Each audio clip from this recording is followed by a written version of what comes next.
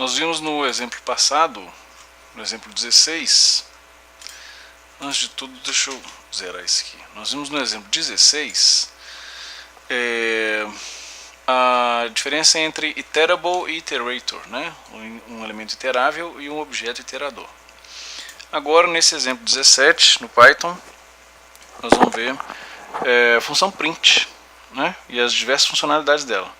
Lembrando aqui que nós estamos no exemplo 17 e aí eu coloquei uma pastinha aqui do exemplo 17 porque a gente vai acessar essa pasta ao longo desse exemplo aqui, né? Então a função print tem a seguinte sintaxe: print diversos valores, a gente geralmente para aqui. Mas no Python a gente pode usar um sep, que é um separador, e escolher o tipo de separador entre os elementos desses valores, e também podemos adicionar uma funcionalidade end, como é que a gente quer que termina o último elemento aqui impresso. Então nesse caso aqui pode ser um enter, né? Além disso, nós temos mais esses dois argumentos aqui, o tipo de saída de padrão de erro, por exemplo, do sistema, e o flush chegou a falso. Então aqui nós temos aqui a sintaxe padrão da função print. Então vamos imprimir elementos aqui. Então primeiro mais simples de todos, a gente já viu ao longo desses exemplos, né?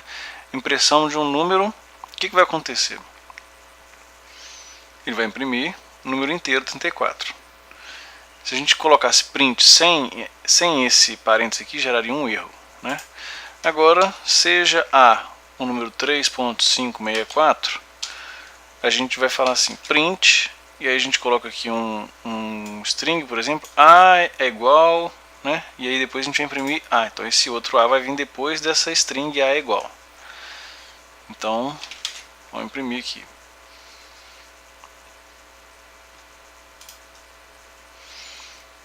Vamos lá. A é igual a 3.564. Logo em seguida a gente vai falar A é igual, e aí nós temos um barra N aqui que é um enter, né? Então A é igual a o mesmo elemento A, só que vai ficar na outra linha. O resultado do elemento A vai ficar na outra linha. Enquanto isso a gente vai descomentando aqui e vendo os próximos chamadas. Então aqui nós temos A é igual, na outra linha nós temos 3.564. Podemos imprimir A e B, dois elementos. Então aqui nós temos duas strings, e aí já vou colocar esse próximo elemento aqui. A gente pode colocar A e B, ele vai imprimir um A, um espaço padrão, e depois o B, porque a gente colocou a vírgula entre eles, e depois determinar que o separador entre A e B é nada, é um vazio, né? Então ao imprimir isso aqui, a gente vai imprimir A, depois B, e depois a impressão seguinte é que A e B não vai ter nada separando eles, porque eu defini que o separador deles é vazio. Então, primeira impressão do A e B, e depois o outro A colado no B. Dessa forma, a gente pode imprimir também diversos números, 192, 168, né?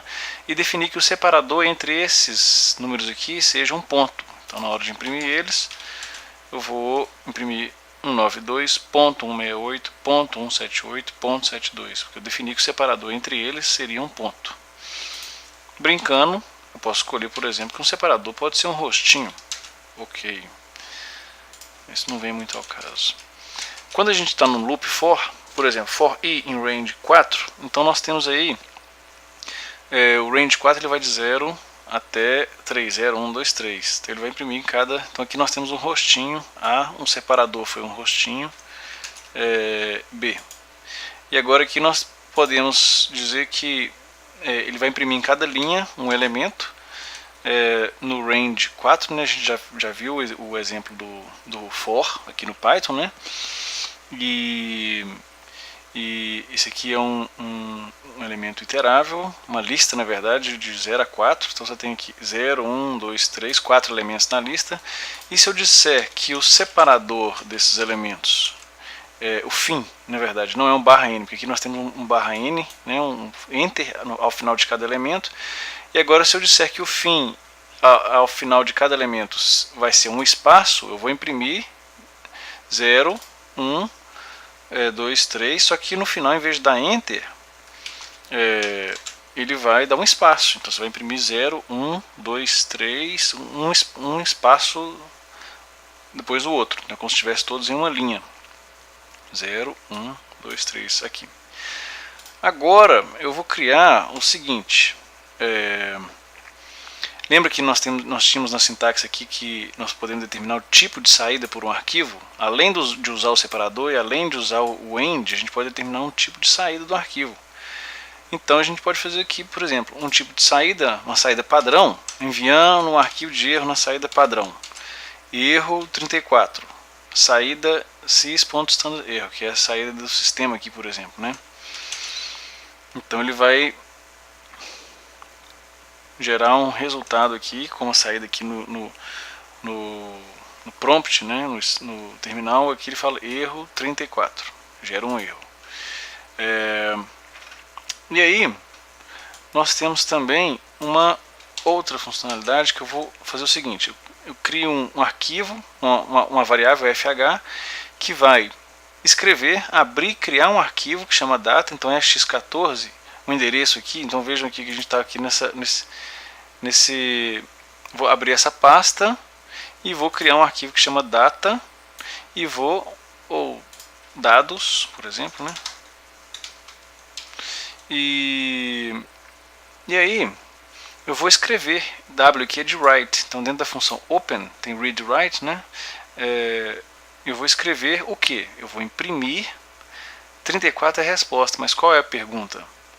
E aí o nome do arquivo que vai ser impresso esses dados aqui vai ser no arquivo fh, que é o que a gente acabou de abrir e criou, e vai escrever no arquivo que chama dados. Depois eu vou fechar esse arquivo. Então, rodando esse código, eu vou criar um arquivo que chama dados, e dentro dele nós vamos ter essa resposta para uma pergunta que nem foi feita. Então, voltando aqui, agora nós temos aqui esse arquivo dados, e eu vou abrir esse arquivo dados. O que tem dentro dele?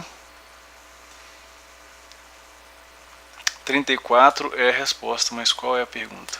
Então é isso aí. Função print.